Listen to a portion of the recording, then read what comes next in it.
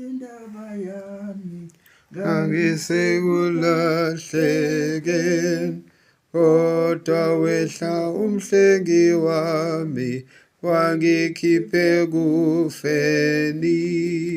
lo mhlengi ungubani na? Kujesu akakho munye qha, wehla wafa, uvukile usesimele ezulwini, wabutela ubukhosi bakhe, wehla wafa emhlabeni. Igama elinguJesu Kristu, malibongwe ezizweni. lo mhlengi ungubani na? Kujesu akakho munye qha, wehla wafa, uvukile usesimele ezulwini. Le ndaba isahamba njalo, ivusa abasekufeni. Yebo ivesi imvuselelo, isiqhube ekudleleni. lo mhlengi ungubani na? Kujesu akakho munye qha, wehla wafa, uvukile usesimele ezulwini.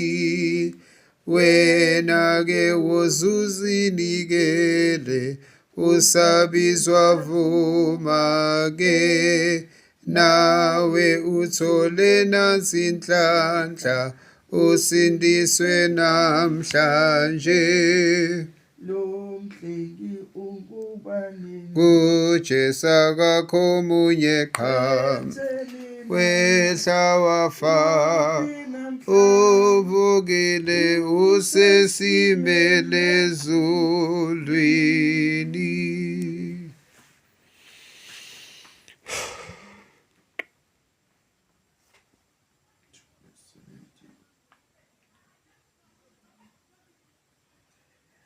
Ngaphansi kwesihloko sithi uJesu uphikisa umuntu ofe uhlangothi ukubizwa kukaLevi. ku-16 khona ababhali babaFarisi bambona edla lezoni nabathelisi, bathi kubafundi bakhe, yini ukuba udle nabathelisi lezoni na? uJesu kuzwa lokho wathi kubo, abaphilayo abadingi inyanga, nabagulayo bodwa. Kangizelanga ukubiza abalungileyo bodwa, kodwa izoni. La uJesu wayephilisa umuntu ogulayo ofe uhlangothi, and then ushuthi uhleli nabantu bayadla, bambona edla lezoni, ngoba phela bona bebengcwele abaFarisi nababhali. Bambuza ukuthi why adla lezoni kodwa uthi ungumuntu kaNkulunkulu.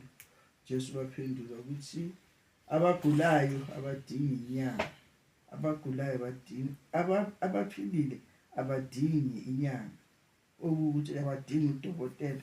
Abagulayo phela abadinga inyanga, abadinga ukulashwa, ngoba mawuya emaklinikhi noma ezinyangeni bayofuna usizo lokwelashwa.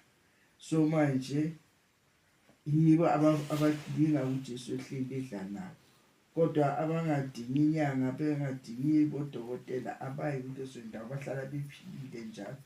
So abadinga uJesu Kristu izoni ezisukayo kulezo zinto zazo ezibaphethe, abahleli kuzo, bese bathola ukukhanya beza enkosini. Amen. Amen.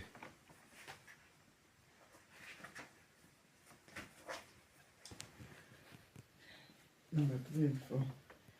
Le ndaba isahamba njalo, ivusa abasekufeni, yebo iveza imvuselelo, isiqhube ekudleleni.